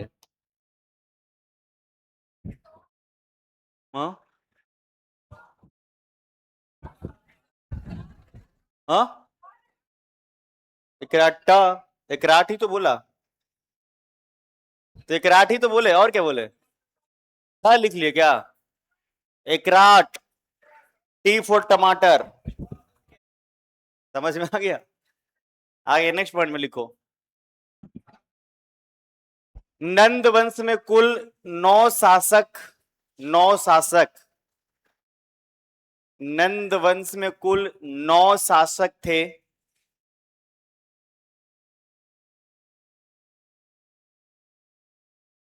नौ शासक थे जो सभी गैर क्षत्रिय थे,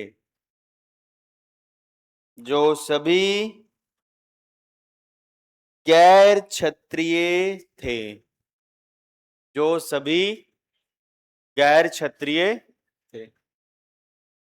लिखा आगे नेक्स्ट पॉइंट में लिखो, नंद वंश का अंतिम शासक धनानंद था।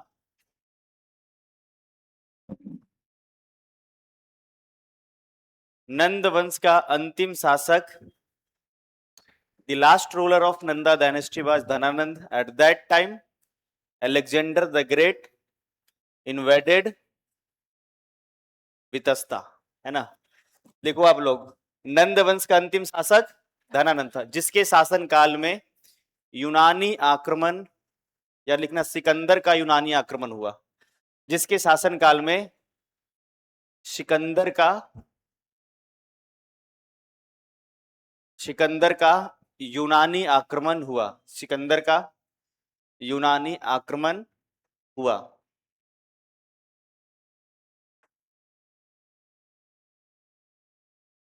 ऐसे केवल भारत मेंशन कर सकते हो कहीं पर, जिसके शासन काल में सिकंदर का आक्रमण हुआ ना, वहीं पर सिकंदर का भारत आक्रमण केवल लिखना है, मगध न लिख करके केवल भारत लिखना है। सिकंदर का आक्रमण जहां पर लिखो, आक्रमण से पहले भारत एक बार मेंशन कर दो, जैसे एरो दे करके वहां पर भारत लिख दो। आक्रमण के ठीक पहले, आक्रमण के ठीक पहले भारत, हाँ, भारत आक्रमण हुआ। नेक्स्ट पॉइंट में लिखेंगे आप 326 ईसा पूर्व, 326 ईसा पूर्व, 326 ईसा पूर्व यूनानी शासक सिकंदर, यूनानी शासक सिकंदर, यूनानी शासक सिकंदर हिंदू कुश पर्वत के, हिंदू कुश पर्वत, हिंदू कुश, हिंदू कुश पर्वत के खैबर दर्रा, हिंदू कुश पर्वत के खैबर दर्रा, खैबर, हिंदू कुश पर्वत के खैबर दर्रा से होते हुए भारत पहुंचा, से होते हुए भारत पहुंचा, से होते हुए भारत पहुंचा, होते हुए भारत। आगे नेक्स्ट पॉइंट में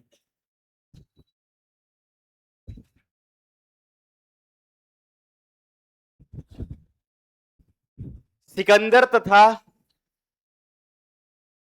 सिकंदर तथा भारतीय राजा पोरस, सिकंदर तथा भारतीय राजा पोरस के बीच, सिकंदर तथा भारतीय राजा पोरस के बीच झेलम नदी के तट पर युद्ध हुआ, झेलम नदी के तट पर युद्ध हुआ, झेलम नदी के तट पर युद्ध हुआ, युद्ध जिसे वितस्ता या हाइडोस्पीच की लड़ाई कहते हैं, जिसे वितस्ता, झेलम का ही पुराना नाम है, जिसे वितस्ता या हाइडोस्पीच की लड़ाई कहते, हाइडोस्पीच की लड़ाई कहते हैं, हाइडोस्पीच की लड़ाई कहते।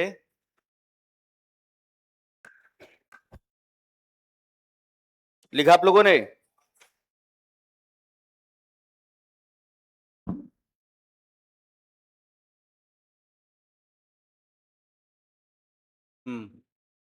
आगे नेक्स्ट पॉइंट में सिकंदर की सेना व्यास नदी को, सिकंदर की सेना व्यास नदी को नहीं पार कर पाई, सिकंदर की सेना व्यास नदी को नहीं पार कर पाई, जिस कारण से,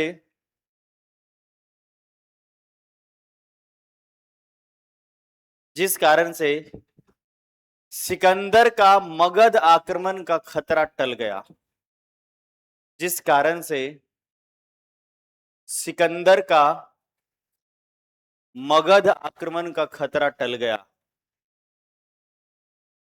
सिकंदर का मगध आक्रमण का खतरा टल गया। लिखा आप लोगों ने? नेक्स्ट पॉइंट में धनानंद ने मगध के प्रजा पर, धनानंद ने मगध के प्रजा पर 124 प्रकार का भारी भरकम कर लगाया,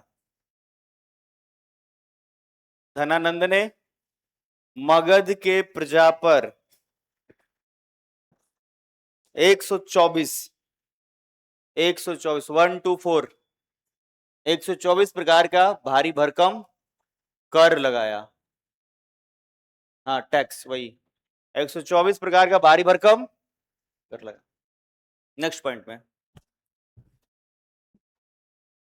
तक्षशिला का ब्राह्मण, विद्वान ब्राह्मण, नेक्स्ट पॉइंट में, तक्षशिला का विद्वान ब्राह्मण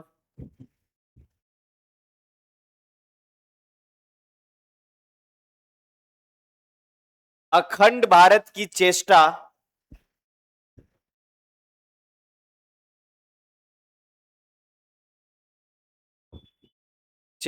तथा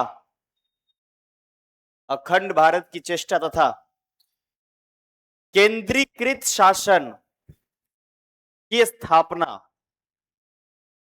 अखंड भारत की चेष्टा तथा केंद्रीकृत शासन की स्थापना के उद्देश्य से, केंद्रीकृत शासन के स्थापना के उद्देश्य से, उद्देश्य से धनानंद के दरबार पहुंचे, धनानंद के दरबार पहुंचे, दरबार पहुंचे, पर धनानंद ने चाणक्य को अपमानित किया, पर धनानंद ने चाणक्य को अपमानित किया, अपमानित किया, चाणक्य को अपमानित। अगर नेक्स्ट पॉइंट में,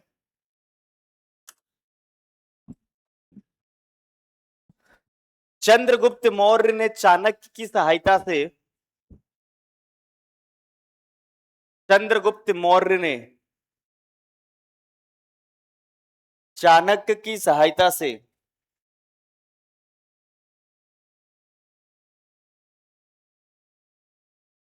नंद वंश का अंत किया,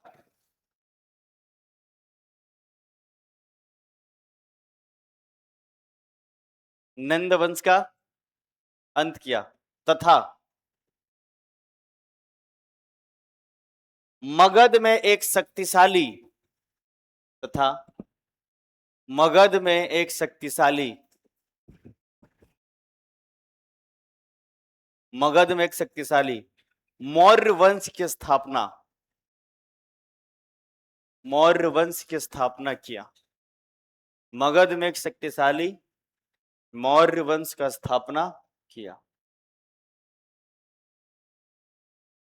लिख लिया आप लोगों ने? सभी लोग टाइटल देंगे यहां पर मौर्य वंश।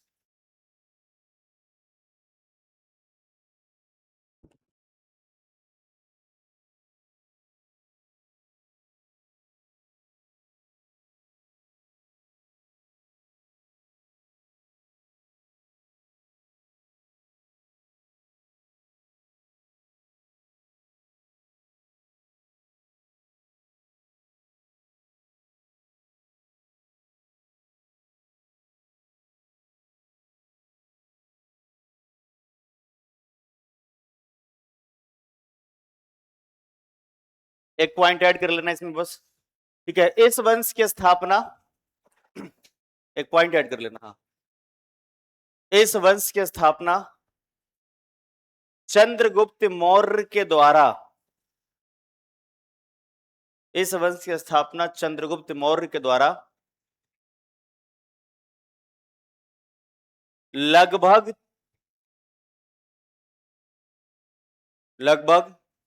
320 ईसा पूर्व किया गया, लगभग 320 ईसा पूर्व किया गया। कितना समय पहले? तो चंद्रगुप्त मौर्य की पूरी कहानी हम बताएंगे आपको कल की क्लास, ठीक है। मोस्ट प्रोबेबली कल क्लास होगा, हाँ, कल शनिवार है ना, तो होगा। छुट्टी है, नोटिफिकेशन आप लोगों को टेलीग्राम में मिल जाएगा वैसे, पर मोस्ट प्रोबेबली क्लास होगा ही कल, ठीक है। छुट्टी, छुट्टी सबको चाहिए। सिलेबस भी तो ध्यान में रखना है ना। तब चलिए, आज के लिए इतना ही। सभी को जय हिंद।